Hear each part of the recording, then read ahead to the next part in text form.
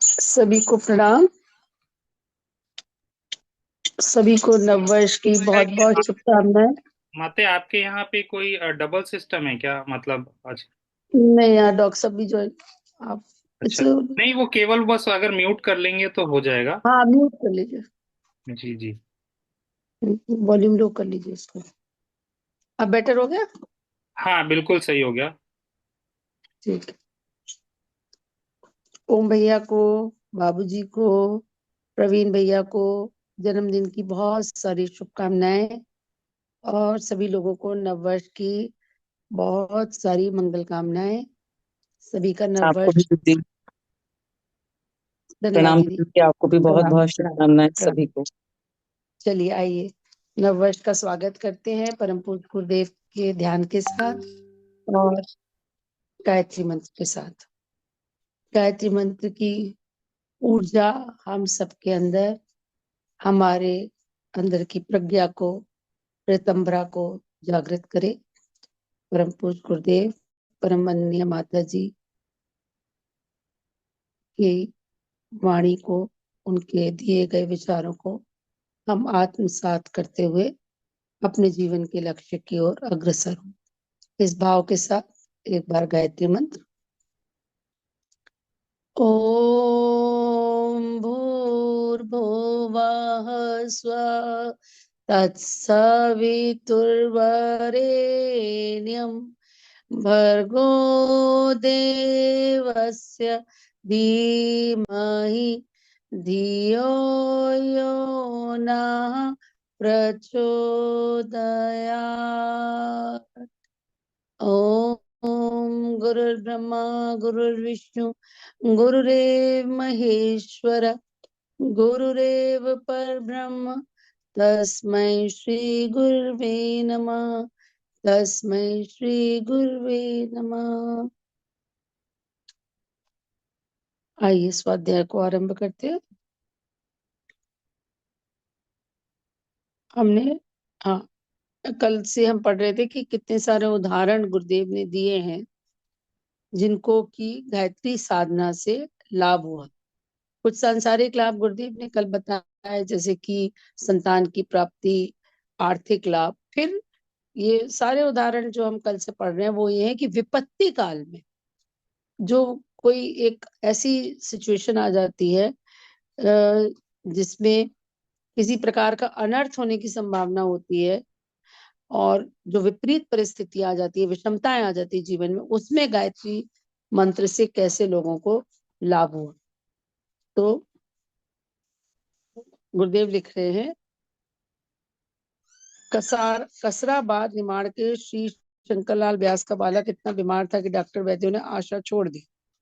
10,000 गायत्री के जप के प्रभाव से भी अच्छा हुआ। एक बार व्यास जी रास्ता भूलकर रात के समय ऐसे पहाड़ी बीहड़ जंगल में फंस गए जहाँ हिंसक जानवर चारों ओर शोर करते हुए घूम रहे थे। इस संकट के समय उन्हें गायत्री का ध्यान किया और उनके प्राण बचे। आगे बता रहे हैं, ये तो एक। फिर विया शाहाबाद के श्री गुरुचरण आर्य एक अभियोग में जेल भेज दिए गए। छुटकारे के लिए वे जेल में जप करते रहे। वे अचानक जेल से छूट गए और मुकदमे में निर्दोष बरी हो गए। और ऐसे भी बहुत सारे किस्से हैं जिसमें कि गुरुदेव की कृपा से, इसमें तो जप की शक्ति, मंत्र की शक्ति के कारण ये लाभ मिला। और कई कई बार गुरुदेव अपने शक्ति भर से, क्या अपने मतलब केवल कहने, उनके कथन पर से ऐसा हो जाता था कि उस वो जो है वो प्रारब्ध बहुत डाइल्यूट होकर के गुरुदेव ऐसे उपाय बता देते हैं। तो एक उनके शिष्य उनके पास गए, तो जिनको जेल जाने का योग होगा, तो गुरुदेव ने देख लिया उनको और उन्होंने उससे कहा कि तू ऐसा कर, 2 छल्ले बना के अपने उंगलियों में पहन ले, दोनों हाथों की। अब वो समझ नहीं पाए कि क्यों कह रहे हैं गुरुदेव से ऐसा। तो बोले गुरुदेव ऐसा क्यों? बोले क्योंकि मैं देख पा रहा हूँ कि तेरे को जेल जाने का योग हो सकता है, तो हथकड़ी पढ़ने का योग है। तो उसको उसकी बजाय, हथकड़ी की बजाय उन्होंने 2 छल्ले पहनवा दिए उनको, जिससे कि उनका प्रारब्ध कट गया। मुंद्रावजा के श्री प्रकाश नारायण मिश्र, ये तो हम लोग ने पढ़ दिया था। हाँ, गायत्री। काशी के पंडित धरनी दत्त शास्त्री का कथन है कि उनके दादा पंडित कन्हैयालाल गायत्री को उपासक थे। बचपन में शास्त्री जी अपने दादा के साथ रात के समय कुएं पर पानी लेने गए। उन्होंने देखा कि वहां पर एक भयंकर प्रेत आत्मा है जो कभी भैंसा बनकर, कभी शूकर बनकर उन पर आक्रमण करना चाहती है। वे कभी मुख से, कभी सिर से भयंकर अग्नि ज्वालाएं फेंकता रहा और कभी मनुष्य, कभी हिंसक जंतु बनकर 1-1.5 घंटे तक भयोत्पादन करता रहा। दादा ने मुझे डरा हुआ देखकर समझा दिया कि बेटा, हम गायत्री उपासक हैं, ये प्रेत आत्मा हमारा कुछ नहीं बिगाड़ सकता।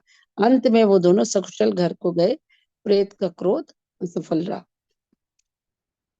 सनाट और भी जगह इस भूत प्रेत के संदर्भ में गुरुदेव ने लिखा है कि जो भूत प्रेत बाधाएं होती है वो उनको प्रभावित करती है जिनका आत्मबल कम होता है, जो वीक मनोबल के लोग होते हैं ना, आंतरिक शक्ति जिनकी वीक।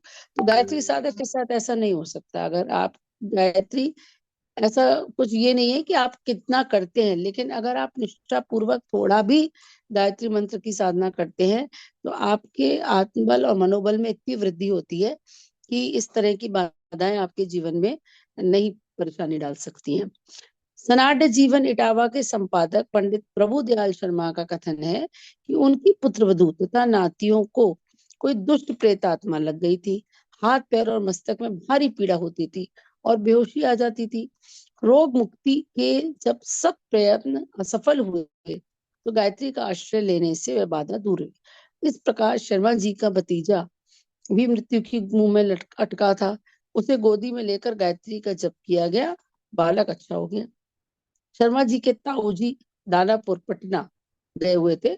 वहां वे स्नान के बाद गायत्री का जप कर रहे थे कि अचानक उनके कान में जोर से शब्द हुआ कि जल्दी निकल, भाग, ये मकान अभी गिरता है। वे खिड़की से कूद कर भागे। मुश्किल से 4-6 कदम गए होंगे कि मकान गिर पड़ा और वे बाल बाल बच गए। शेखपुरा के अमोलक चंद्र गुप्ता बचपन में ही पिता की और किशोरावस्था में माता की मृत्यु हो जाने से कुसंग में पड़कर अनेक बुरी आदतों में फंस गए थे। दोस्तों की चौकड़ी दिन भर जमी रहती और ताश, शतरंज, गाना बजाना, वेश्या, नृत्य, सिगरेट, शराब, जुआ, व्यभिचार, नाच, तमाशा, सैर सपाटा, भोजन, पार्टी आदि के दौर चलते रहते। इसी को चक्र में 5 वर्ष के भीतर नकदी, जेवर, मकान और 20,000 की जायदाद स्वाह हो गई। जब तक कुछ ना रहा तो जुए के अड्डे, व्यभिचार की दलाली, जो चोरी, जेब कटी, लूट, धोखाधड़ी आदि की नई नई तरकीबें निकाल कर एक छोटे गिरोह के साथ अपना गुजारा कर ले लगे। इसी स्थिति में उनका चित्त बड़ा अशांत रहता।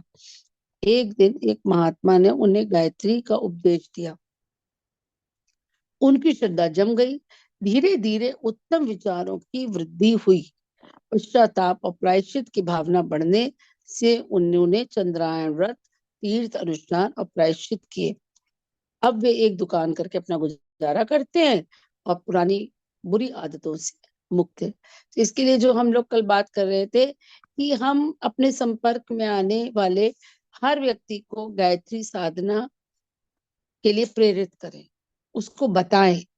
तो अब हमको नहीं पता कि किसके जीवन में क्या कठिनाई है या किस मानसिक संघर्ष से या अशांति से कौन व्यक्ति कैसे गुजर रहा है। तो कब इस किसी को ये औषधि के रूप में मिल जाए या कब किसी के जीवन में कोई परिवर्तन ला सके, तो ये नहीं। हम लोग क्या करते हैं ना, ये कॉमन होता है सबके साथ कि हम एक बड़ी धारणा बना लेते हैं कि अरे नहीं, इनका जो साथी संगी है ये अलग विचारधारा के हैं, या ये लोग इतने थोड़े मौज मस्ती संसारिक उसमें रहते हैं। ये नहीं सोचना चाहिए। हम ये इसमें हमें ना तो धारणा बनानी चाहिए, ना किसी को जज करना चाहिए। हमारा काम है कि हम गायत्री मंत्र को जन जन तक पहुंचाएं, गुरुदेव के विचारों को जन जन तक पहुंचाएं।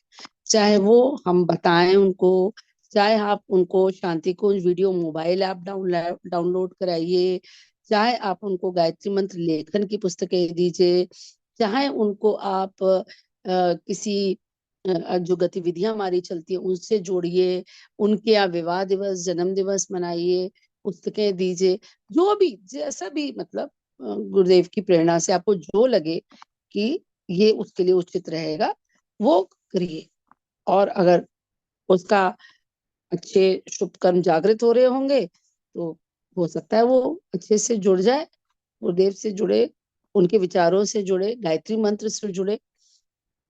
रानीपुरा के ठाकुर अंगजीत राठौर एक डकैती के केस में फंस गए थे। जेल में गायत्री का वे जप करते रहे और मुकदमे में निर्दोष को छुटकारा पाया, मुकदमे में निर्दोष होकर छुटकारा पाया। अंबाला के मोतीलाल महेश्वरी का लड़का कुसंग में पड़कर ऐसी बुरी आदतों का शिकार हो गया था जिससे उसके उसके प्रतिष्ठित परिवार का पर कलंक के छींटे पड़ते थे। महेश्वरी जी ने दुखी होकर के गायत्री की शरण ली। उस तपश्चर्या के प्रभाव से लड़के की मति पलटी और अशांत परिवार में शांत वातावरण उत्पन्न हो गया। ऐसे तो मेरे एक बार बहुत पहले एक कार्यकर्ता बहन से बात हुई थी जिनके पति जो है शराब पीते थे। तो वो क्या करती थी कि बात सुनते नहीं थे, तो अखंड ज्योति उनके तकिए से भी नीचे, उनके गद्दे की तरफ तकिए के नीचे रख देती थी रोज नियमित। तो उससे धीरे धीरे धीरे धीरे इतना सोचिए, इतनी पावरफुल है अखंड ज्योति के विचार। गुरुदेव कहते हैं ना, वो साधारण कोई पत्रिका नहीं है, वो हिमालय का एक प्रवाह है जो लोगों के जीवन को बदल सकता है। तो ये देखिए कितने सारे उदाहरण गुरुदेव दे रहे हैं। महेश्वरी जी ने दुखी होकर गायत्री की शरण ली। उनका बच्चा बिगड़ रहा था, उस तपश्चर्या के प्रभाव से लड़के की मति पलटी और अशांत परिवार में शांत वातावरण उत्पन्न हो गया। तो के श्री शिव नारायण श्रीवास्तव के पिताजी के मरने पर जमींदारी की 2,000 रुपए सालाना आमदनी पर गुजारा करने वाले 19 व्यक्ति रह गए। परिश्रम कोई ना करता और खर्च सब बढ़ाते और जमींदारी से मांगते। निदान वे घर घर की फूट और कलह का अखाड़ा बन गया। फौजदारी मुकदमे बाजी के आसार खड़े हो गए। श्रीवास्तव जी को इससे बड़ा दुख होता क्योंकि वे पिताजी के उत्तराधिकारी गृहपति थे। दुखी होकर के एक महात्मा के आदेशानुसार उन्होंने गायत्री जप आरंभ किया। परिस्थिति बदली, बुद्धियों में सुधार हुआ, कमाने लायक लोग नौकरी तथा व्यापार में लग गए, झगड़े शांत हुए, डगमगाता हुआ घर बिगड़ने से बच गया। अमरावती के सोहनलाल मेहरोत्रा की स्त्री को भूत बाधा बनी हुई रहती थी। वह कष्ट था, हजारों रुपया खर्च हो चुके थे। स्त्री दिन दिन रात घुलती जाती थी। एक दिन मेहरोत्रा जी ने से स्वप्न में उनके पिताजी ने कहा, बेटा गायत्री का जप कर, सब विपत्ति दूर होगी।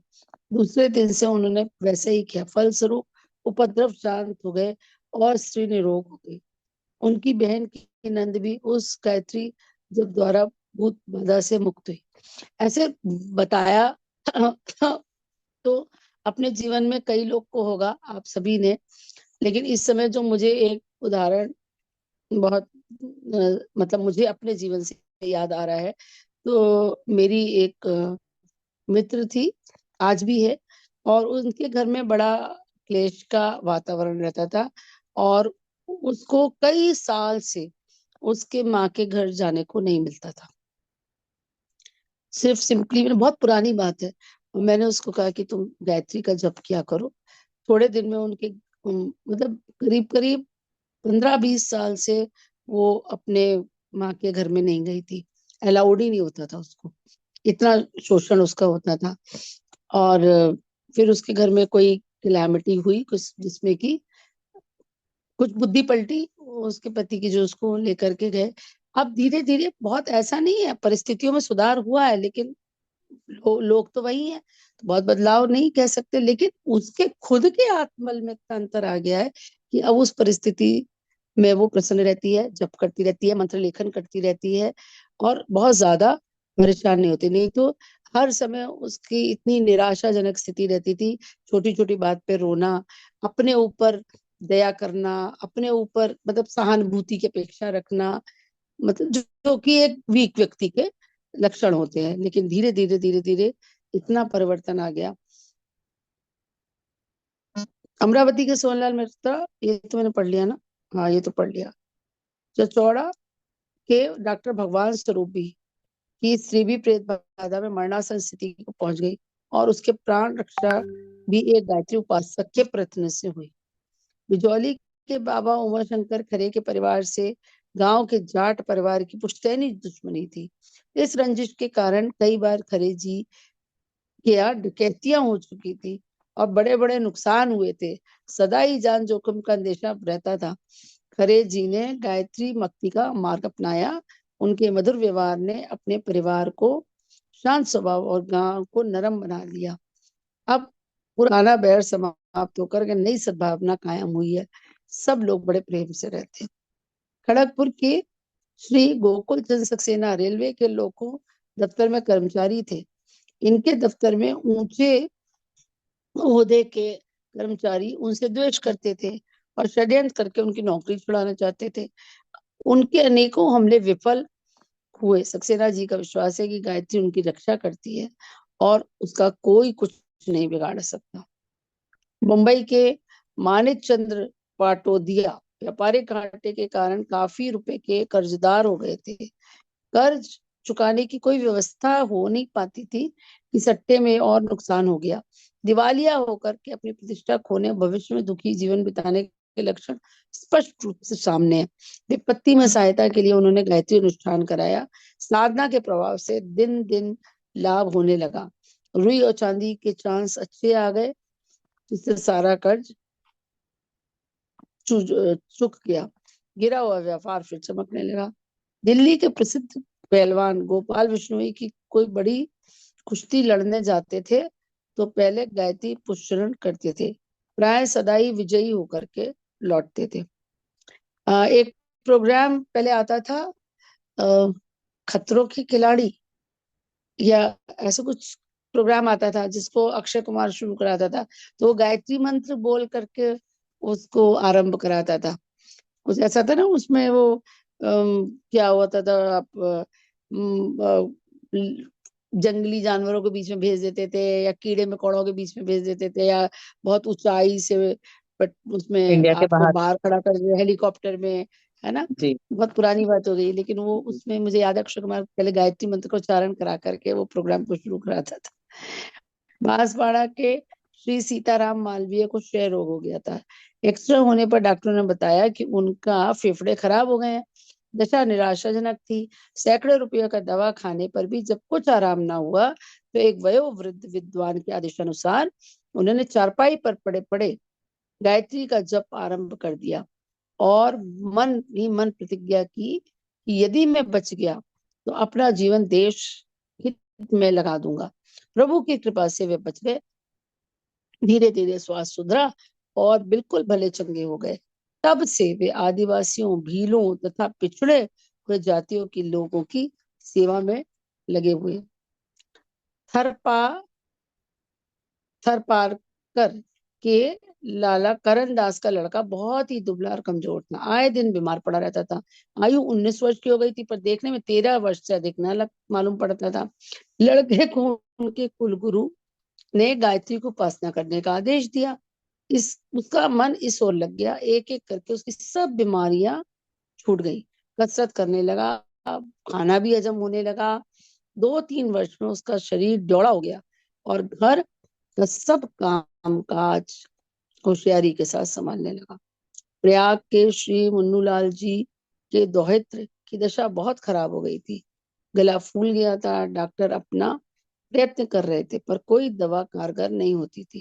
तब उनके घर वालों ने गायत्री उपासना का सहारा लिया। रात भर गायत्री जप तथा चालीसा पाठ चलता रहा। सवेरा होते होते दशा बहुत कुछ सुधर गई और 2-4 दिन में वो पुनः खेलने कूदने लगा। आगरा निवासी श्री रामकरण जी किसी के यहाँ निमंत्रण पाकर भोजन करने गए। वहां से घर लौटते ही उनका मस्तिष्क विकृत हो गया। वे पागल होकर इधर उधर फिरने लगे। एक दिन उन्होंने अपनी जांग में ईंट मारकर उसे खूब सुझा लिया। उनका जीवन निरर्थक जान पड़ने लग गया था। एक दिन कुछ लोग परामर्श करके उन्हें पकड़कर जबरदस्ती गायत्री उपासक के पास ले आए। उन्होंने उसकी कल्याण भावना से चावल को गायत्री मंत्र से अभिमंत्रित करके उनके शरीर पर छींटे मारे, जिससे वे मूर्छित के समान गिर गए। कुछ देर बाद वे उठे और पीने को पानी मांगा। उन्हें गायत्री मंत्र से अभिमंत्रित जल पिलाया गया, इससे जिससे कुछ समय में वो बिल्कुल ठीक हो गए। श्री नारायण प्रसाद कश्यप एक एक नाम के साथ गुरुदेव बता रहे हैं, मतलब सारे ऑथेंटिक एग्जाम्पल्स हैं, कोई ऐसे नहीं कि जनरल नाम, उनका पता, गांव, उनकी समस्या। श्री नारायण प्रसाद कश्यप राजनंद गांव वालों के बड़े भाई कुछ लोगों से मिलकर एक फौजदारी का मुकदमा चलाया। वह मुकदमा 4 वर्ष तक चला। इसी प्रकार उनके छोटे भाई पर कत्ल का अभियोग लगाया। इन लोगों ने गायत्री माता का आंचल पकड़ा और दोनों मुकदमे में से उन्हें छुटकारा मिला। स्वामी योगानंद जी सन्यासी को कुछ मलेच्छ अकारण बहुत सताते रहे थे। उन्हें गायत्री का आग्नेयास्त्र सिद्ध था, उसका उन्होंने कुछ मलेच्छों पर प्रयोग किया तो उनके शरीर ऐसे जलने लगे मानो किसी ने अग्नि लगा दी। वे मरण मरण तुल्य कष्ट से छटपटाने लगे। तब लोगों की प्रार्थना पर स्वामी जी ने उस अंतरदाह को शांत किया, जिसके बाद वे सदा के लिए सीधे हो गए। नंदनपुरवा के सत्यनारायण जी एक अच्छे गायत्री उपासक हैं। इन्हें अकारण सताने वाले गुंडों पर ऐसा वज्रपात हुआ कि एक भाई 24 घंटे के अंदर हैजे से मर गया और शेष भाइयों को पुलिस डकैती के अभियोग में पकड़ कर ले गई। उन्हें 5-5 वर्ष की जेल काटनी पड़ी। इस प्रकार के अनेक प्रमाण मौजूद हैं जिससे वह प्रकट होता है कि गायत्री माता का आंचल श्रद्धा पूर्वक पकड़ने से मनुष्य अनेक प्रकार की आपत्तियों से सहज में छुटकारा पा सकता है। अनिवार्य कर्म भोगों एवं कठोर प्रारब्ध में कई बार आश्चर्यजनक सुधार होते देखे गए। गायत्री उपासना का मूल लाभ आत्म शांति है।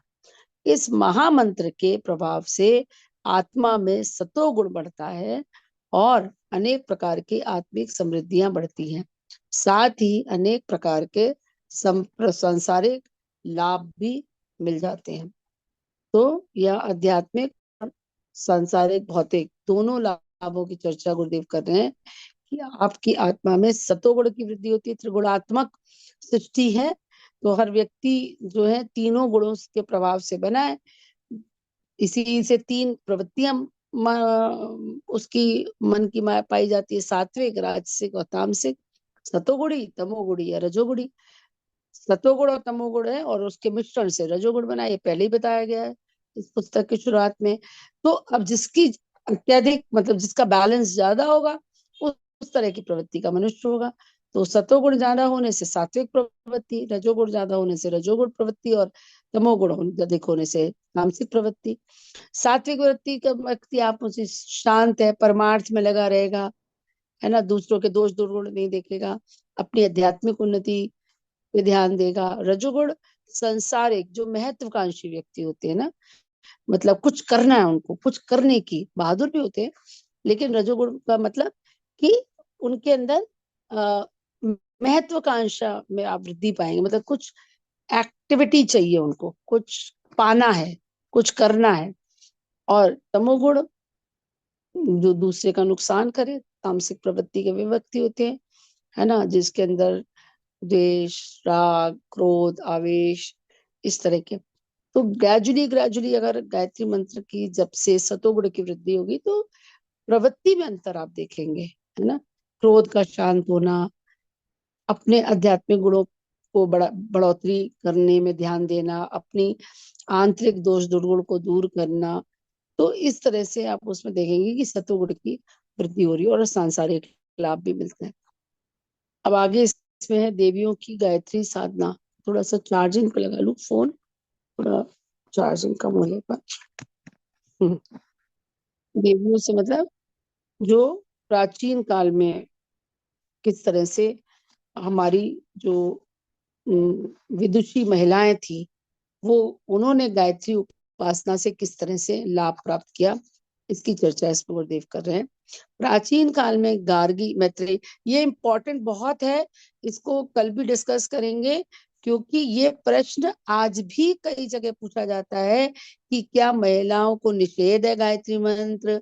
क्योंकि बीच बीच में कुछ ऐसे जो मतलब पॉपुलर संत हैं, वो लोग भी इस तरह के वक्तव्य दे देते हैं। तो लोगों में बड़ा कंफ्यूजन है इस बात को लेकर के। एक तो इस तरह से कंफ्यूजन है जैसे कि अभी कुछ दिन पहले मैंने किसका सुना था, याद नहीं आ रहा, कि शास्त्रों के अनुसार ये विधिवत इसका पूजन करना चाहिए, जबकि हम लोग तो आप देखेंगे कि चलते फिरते भी गायत्री मंत्र करते रहते हैं, है ना। चलते फिरते ट्रैवल करते हुए, ट्रैवल करने से पहले करते हैं, मंदिर किसी भी देवालय में गए, मुझे सबकी नहीं कह रही हूँ, मतलब मैं एक उदाहरण दे रही हूँ, जैसे हम चाहे हनुमान जी के भी मंदिर में जाए, पर निकलेगा मुंह से गायत्री मंत्र ही। उपासना की एक पद्धति हमारे लिए गायत्री मंत्र ही है ना। जिस तरह से हम ईश्वर से कनेक्ट करते हैं, वो गायत्री मंत्र के माध्यम से ही करते हैं। तो हर स्थिति में करते रहते हैं, चाहे मानसिक चले, उपांशु करें, बोल बोल के भी करते हैं। मैं ये नहीं कहूंगी कि हर समय हम कोई मानसिक ही करते रहते हैं, मन होता है तो जोर जोर से बोल के करते हैं। इस मामले में कई लोग ऐसे वक्तव्य दे देते हैं कि नहीं, ऐसे नहीं करना चाहिए, गायत्री मंत्र बड़ा विधि विधान वाला मंत्र है, उसको प्रॉपरली करना चाहिए। और महिलाओं के संबंध में तो आज पढ़ी लिखी महिलाएं भी आपसे कई बार प्रश्न करती हैं, मतलब मेरे से तो करती हैं कई बार। तो ये पुस्तक एक छोटी पुस्तक भी है, इसी का हिस्सा है वो। यही यही जो मैटर है वो आपको एक छोटी पुस्तक में भी मिलेगा कि गायत्री की साधना, क्या टॉप, क्या हेडिंग है उसकी मुझे याद नहीं आ रहा। नहीं, वो अलग है, महिलाओं को महिलाओं वो के लिए गायत्री का अधिकार। गायत्री उपासना। हाँ, वो अलग है, गायत्री विषयक शंका समाधान अलग है, और महिलाओं के लिए गायत्री उपासना एक अलग पुस्तक है। तो गुरुदेव इसमें लिख रहे हैं, प्राचीन काल में गार्गी, मैत्रेयी, मदालसा, अनुसुईया, अरुंधति, देवयानी, अहिल्या, कुंती, शतरूपा, वृंदा, मंदोदरी, तारा, द्रौपदी, दमयंती, गौतमी, अपाला, सुलभा, शाश्वती, उषिजा, सावित्री, लोपामुद्रा, प्रतिशयी, वैशालिनी, वैदुला, सुनीति, शकुंतला, पिंगला, जरुत्का, रोहिणी, भद्रा, विदुला, गांधारी, अंजनी, सीता, देवहूति, पार्वती, अदिति, शची, सत्यवती, सुकन्या, शैव्या आदि महासतिया, वेदज्ञ वेदज्ञ और गायत्री उपासक रही है। अब कितने सारे नाम गुरुदेव ने बता दिए, कुछ के नाम तो सुने, कुछ के नाम तो मैंने सुने ही नहीं है। और इसमें वो भी हैं जो असुरों की पत्नियां रह चुकी हैं। मंदोदरी जो थी वो रावण की पत्नी थी, और वृंदा, वृंदा के पति भी वो थे, असुर थे। क्या नाम था उनका, जालंधर, वृंदा के पति। जालंधर, जालंधर। जालंधर। हाँ, जालंधर, शिव का अंश था उनके अंदर, बहुत शक्तिशाली थे। और लेकिन उनकी जो सफलता का कारण था वो वृंदा का पतिव्रत होना और वृंदा की साधना, जिसको स्वयं विष्णु भगवान को आकर के भंग करना पड़ा था। ये तो कहानी आप सभी ने सुनी होंगी, लेकिन इसमें से आपको कम से कम 8-10 नाम ऐसे याद होने चाहिए जिनको जनरल पब्लिक सब जानती है। जैसे सत्यवती के बारे में लोग जानते हैं, गार्गी मैत्रेयी का नाम सुना होता है, अनुसुईया, अरुंधति, देवहूति, देवहूति ने तो ये वो करके ऋषि कश्यप की पत्नी थी ना देवहूति, उन्होंने साधना करके 7 पुत्रियों को जन्म दिया था साधना के बाद, जो कि बाद में सप्तऋषियों की पत्नियां बनी थी। उन्होंने गायत्री शक्ति की उपासना, इन सब देवियों ने गायत्री शक्ति को उपासना द्वारा अपनी आत्मा को समुन्नत बनाया था और यौगिक सिद्धियां प्राप्त की थी। इन सभी स्त्रियों ने, उन्होंने साधना, सधवा और गृहस्थ बन रहकर सावित्री की आराधना में सफलता प्राप्त की थी। इन देवियों का विस्तृत वृत्तांत, उनकी साधनाओं सिद्धियों का वर्णन करना इस छोटी पुस्तक में संभव नहीं है। जिन्होंने भारतीय पुराण इतिहासों को पढ़ा है वे जानते हैं कि उपयुक्त देवियां विद्वता, साहस, शौर्य, दूरदर्शिता, नीति, धर्म साधना, आत्मोन्नति आदि पराक्रमों में अपने ढंग की अनोखी जाज्वल्यमान तारिकाएं थीं। उन्होंने समय समय पर ऐसे चमत्कार उपस्थित किए हैं जिन्हें देखकर आश्चर्य में रह जाना पड़ता है। इस सबकी विवेचना गुरुदेव ने नारी जागरण की पुस्तक में भी किया हुआ है। अगर आप पढ़ेंगे तो इन सब का आपको उनका संदर्भ और किसने किस परिस्थिति में गायत्री उपासना करी, वो सब भी बताया गया हुआ है।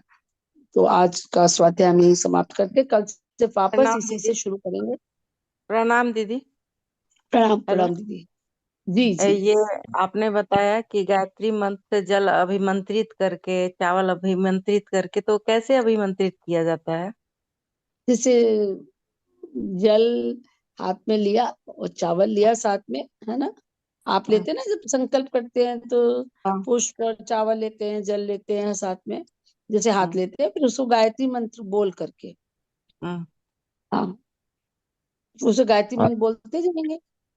हम्म, तो हो गया। जो भी, हाँ, वो हाँ, अभिमंत्रित हो गया। उसके अंदर देखिए जो भी जल होता है उसके हम्म, अंदर मंत्र की शक्ति को ग्रहण करने की क्षमता होती है। हम्म। तो जैसे भोजन स्वाहा होता के है ना। साथ खाली मंत्र ही पढ़ेंगे, स्वाहा नहीं बोलना है ना? नहीं नहीं, स्वाहा नहीं बोलना, हम्म, यज्ञ नहीं कर रहे, केवल गायत्री मंत्र से उसको अभिमंत्रित कर रहे हैं।